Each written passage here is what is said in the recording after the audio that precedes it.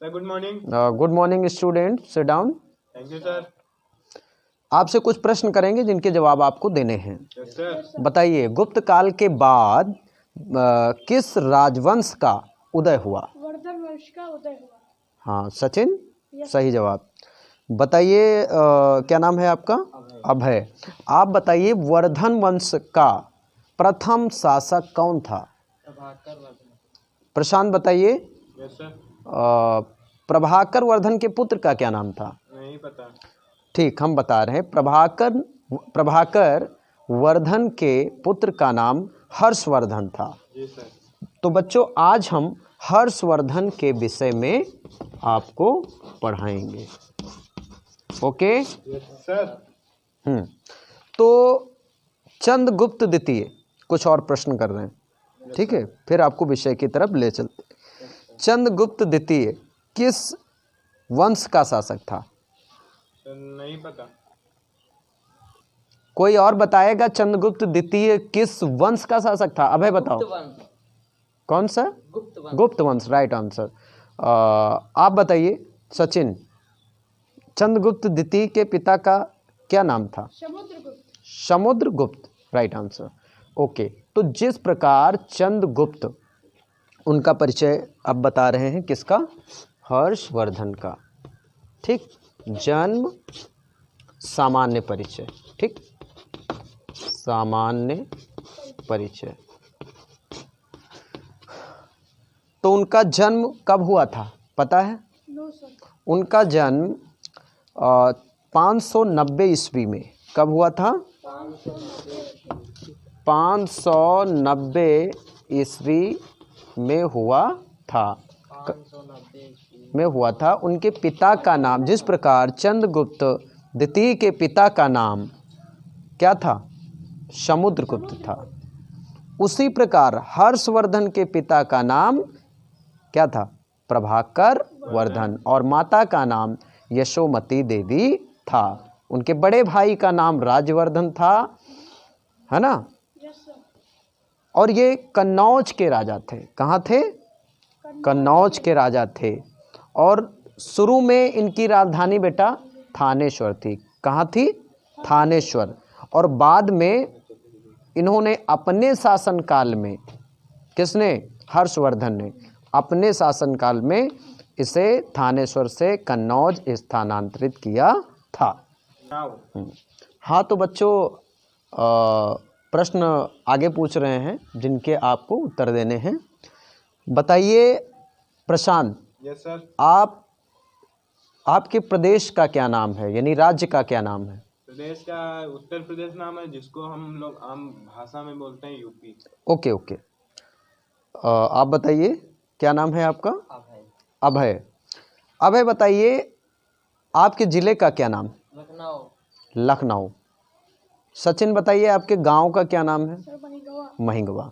तो जिस प्रकार तुम्हारे राज्य का नाम उत्तर प्रदेश है, जिले का नाम लखनऊ है और गांव का नाम महिगवा है, उसी प्रकार हर्षवर्धन के शासनकाल में उनके राज्य को क्या कहते हैं? जैसे उत्तर प्रदेश आजकल है, उसी को भुक्ति कहते थे। क्या कहते थे? भुक्ति। क्या कहते थे? भुक्ति। हाँ, और तुम्हारे जिले का नाम लखनऊ है, इसी तरह कट गया हो, नहीं जानते। तुम्हारे जिले का नाम लखनऊ है। ओके। Yes sir.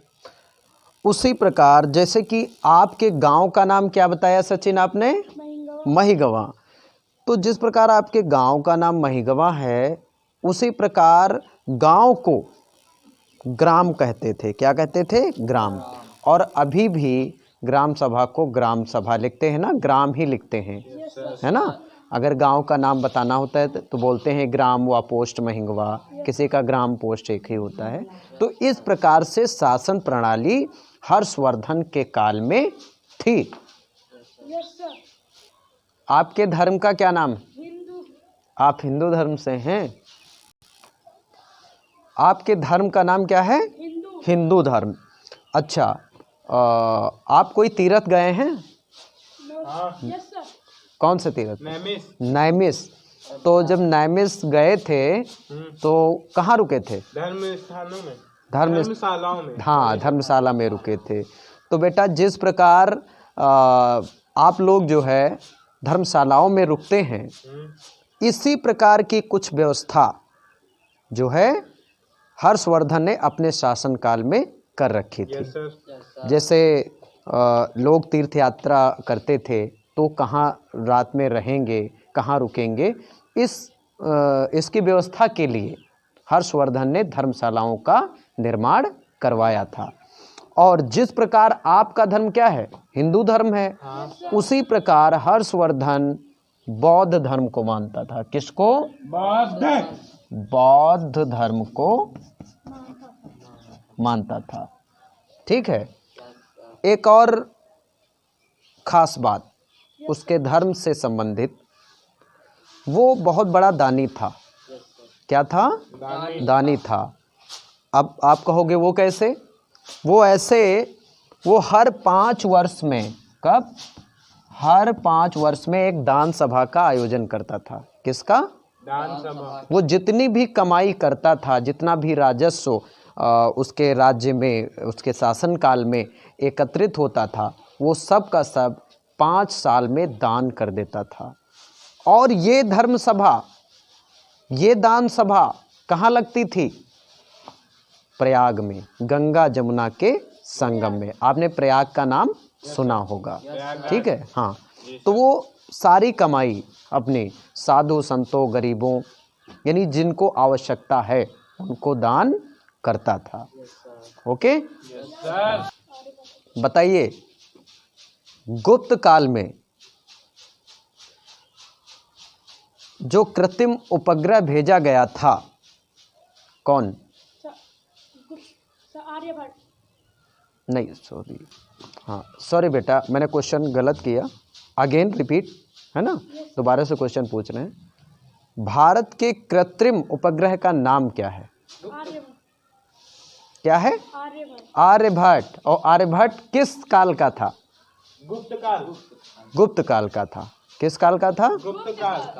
तो जिस प्रकार गुप्त काल में शिक्षा की बहुत ज़्यादा उन्नति हुई, प्रगति हुई, है ना, शिक्षा को नए नए आयामों तक गुप्त काल में पहुंचाया गया, उसी तरह वर्धन काल भी पीछे नहीं था। उस काल में भी शिक्षा की अभूतपूर्व प्रगति हुई। बेटा आपने नाम सुना होगा नालंदा विश्वविद्यालय। कौन? नालंदा विश्वविद्यालय, जो भारत का सबसे प्राचीन, सबसे पहला विश्वविद्यालय। क्या है? नालंदा विश्वविद्यालय। हाँ, नालंदा विश्वविद्यालय भारत का सबसे प्राचीन विश्वविद्यालय है, जो किसके शासनकाल का है? हर्षवर्धन के शासनकाल का है। यहाँ पे व्याकरण, है ना, भाषा, यहाँ पे व्याकरण, भाषा, है ना, तकनीकी ज्ञान,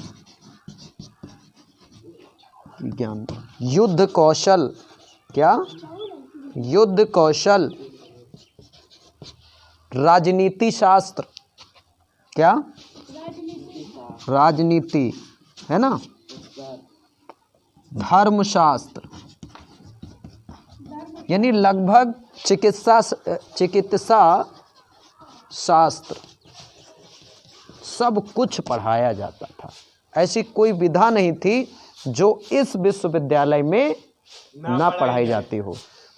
तो इन सब बातों से ये सामान्य से ये बात हमें पता चल जाती है कि हर्षकालीन शिक्षा उच्च कोटि की शिक्षा थी।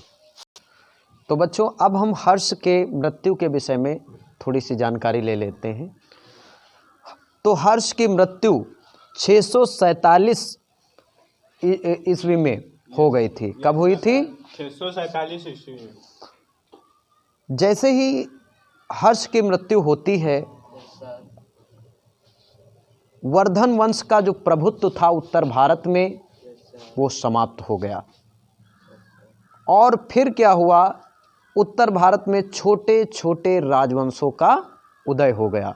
एक जो केंद्रीय व्यवस्था थी, जो केंद्रीय शासन था, वो खत्म हो गया और छोटे छोटे राजवंश आ गए। इस प्रकार राजपूत कालीन जो शासन था वो छिन्न भिन्न हो गया। हाँ, तो अभय बताइए, हर्ष का जन्म कब हुआ था? 590 ईस्वी में। ठीक, राइट आंसर। आप बताइए। जी सर। हर्ष ने अपनी राजधानी जी। कहाँ से कहाँ स्थानांतरित किया? उन्होंने अपनी राजधानी थानेश्वर से कन्नौज स्थापित की। हाँ, बिल्कुल सही जवाब। बताइए, हर्ष के शासनकाल में जी सर। जिलों को क्या कहते थे? विषय। विषय कहते थे, विषयों, है ना। तुम बताइए, क्या नाम है तुम्हारा? अभय। अभय। बताइए, उनकी मृत्यु कब हुई थी? हाँ बताइए। 647। 647, कोई बात नहीं, लेट में आंसर आया, कोई बात नहीं। 647 ईस्वी में। अच्छा, क्या बता सकते हो कि चीनी यात्री जो वैनसांग था, है ना, सर, वो भारत कब आया? हर्षवर्धन के हाँ, इन्हीं के शासनकाल में आया था। राइट। अच्छा बताइए, नालंदा विश्वविद्यालय किसके शासनकाल में बना? हर्षवर्धन के। ठीक है, ओके। रत्नावली किसकी रचना है? हर्षवर्धन की।